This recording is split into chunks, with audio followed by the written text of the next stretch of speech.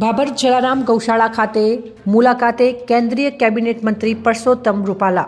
ગુજરાતની ગૌશાળા તેમજ પાંજરાપોળનો ચેક વિતરણ કાર્યક્રમમાં પુરુષોત્તમ રૂપાલાના હસ્તે યોજાયો।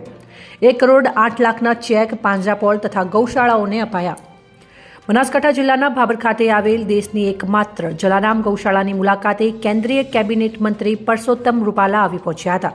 ગુજરાતમાં એકમાત્ર જ્યાં હજારો બીમાર ગાયોની સેવા કરતી જલારામ ગૌશાળા કે જ્યાં 10,000થી વધુ ગાયોની સેવા કરવામાં આવતી તે અંગે નિરીક્ષણ કરવા માટે અને દેશની મોટામાં મોટી ગૌ હોસ્પિટલમાં કરવામાં આવતી ગૌ સેવાથી કેબિનેટ કેન્દ્રીય મંત્રી પ્રભાવિત થયા હતા। જો કે ગૌશાળામાં ગાય માતાની પૂજા અર્ચના કરી હતી। ત્યારબાદ ભાભર ખાતે આવેલ હરિધામ ગૌશાળા ખાતે સમસ્ત મહાજન મુંબઈ દ્વારા આયોજિત કરવામાં આવ્યું હતું અને સ્વાવલંબન સંમેલન યોજાયું હતું, જેમાં ગુજરાતની પાંજરાપોળ તેમજ ગૌશાળાને ચેક વિતરણ કરવામાં આવ્યા હતા, જેમાં 1 કરોડ 8 લાખના ચેકનું પુરુષોત્તમ રૂપાલાના હસ્તે વિતરણ કરવામાં આવ્યું હતું। તેમજ હરિધામ ગૌશાળા ખાતે એક સભા સંબોધી હતી, જેમાં જલારામ ગૌશાળા દ્વારા કરવામાં આવતી ગૌ સેવાની પ્રશંસા કરી હતી। તેમજ ભાભરના યુવાનો દ્વારા નિસ્વાર્થ ભાવે થતી સેવાની પણ પ્રશંસા કરી હતી। ગૌકૃષિ તેમજ ગૌ સેવા કરતા અગ્રણીઓ સાથે મુલાકાત કરીને અનેરો આનંદ અનુભવ્યો હતો।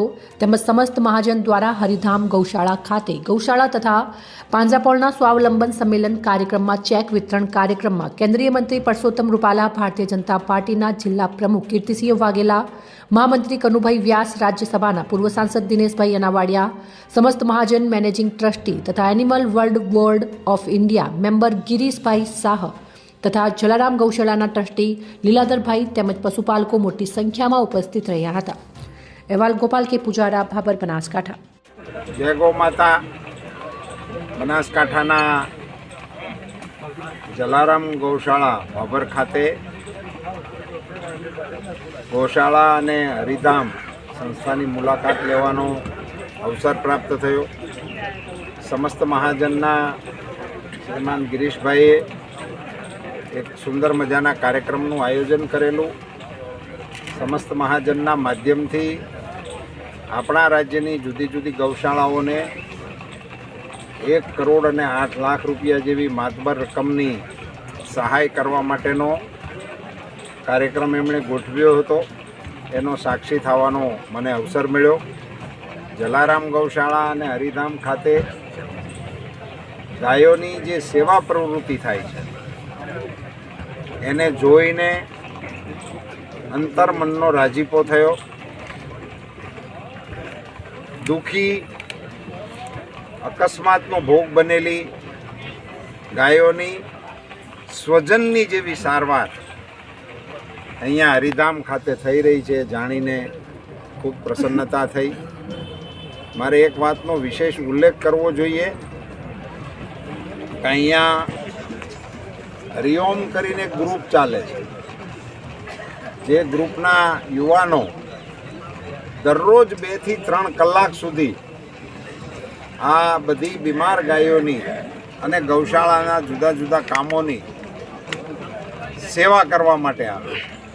નિસ્વાર્થ ભાવે સેવા કરનારી આ ટીમને હું હૃદયપૂર્વકના અભિનંદન આપું છું, ધન્યવાદ આપું છું અને એમની ઉપર ગૌ માતાના આશીર્વાદ અવશ્ય ઉતરશે એવી ગૌ માતાના ચરણોમાં પ્રાર્થના કરું છું। અહીંયા વિવિધ ગૌશાળાની સાથે સંકળાયેલા આગેવાનોની સાથે પણ મળવાનો, બેસવાનો અને એમની સાથે સંવાદ કરવાનો પણ અવસર મળ્યો। અમારા જિલ્લાના અગ્રણીઓ કીર્તિસિંહજી, દિનેશભાઈ વગેરે આગેવાનોની સાથે પણ મળવાનો અને બેસવાનો અવસર મળ્યો। આખા એ પંથકમાંથી ગો કૃષિ અને ગૌ સેવા કરનારા અગ્રગણીઓ આ કાર્યક્રમની અંદર ભાગ લેવા માટે આવ્યા હતા। એમની સૌની સાથે પણ મળવાનો અવસર મળ્યો। ધન્યવાદ।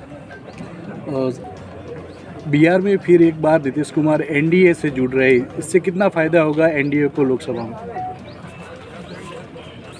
देखो, ये बात वैसे अंक गणित की बात है। किसी भी दल में कोई भी आदमी जुड़ता है तो 1+1 होता ही है, तो फायदा तो होने का ही होता है। धन्यवाद।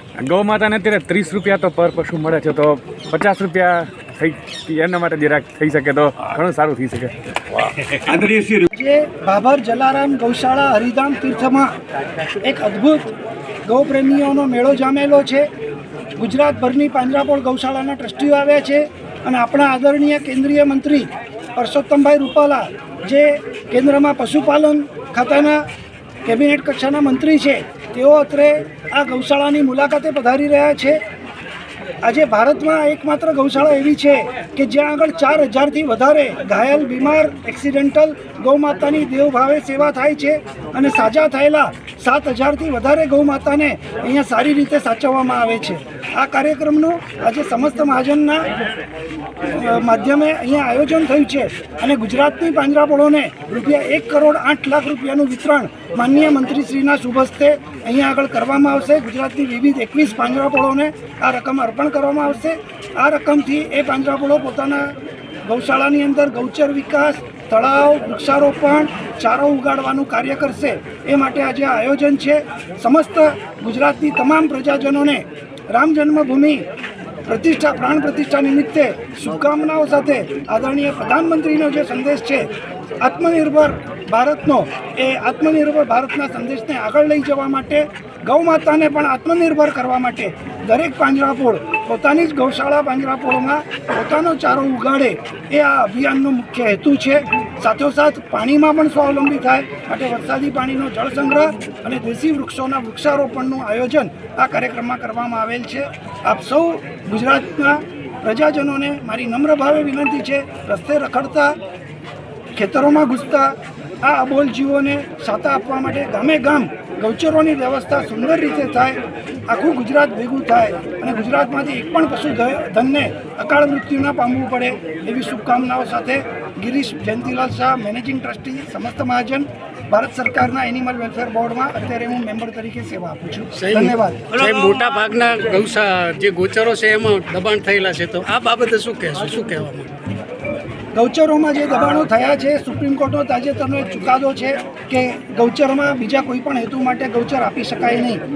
જે ગૌચરો ખુલ્લા છે, હું તો પ્રજાજનને એ વિનંતી કરીશ, પહેલાં એનું કામ બી કરી લેશું. લોકોએ તો દબાવ્યા, બાવળોએ આપણા ગૌચરો દબાવી દીધા છે. તો જેમ શૌચમુક્ત ગામ, ખુલ્લામાં શૌચમુક્ત ગામ, એમ સંપૂર્ણ બાવળ મુક્ત ગામ કરીએ તો પણ આપણા અબોલ જીવોને ઘણી સાતા મળશે.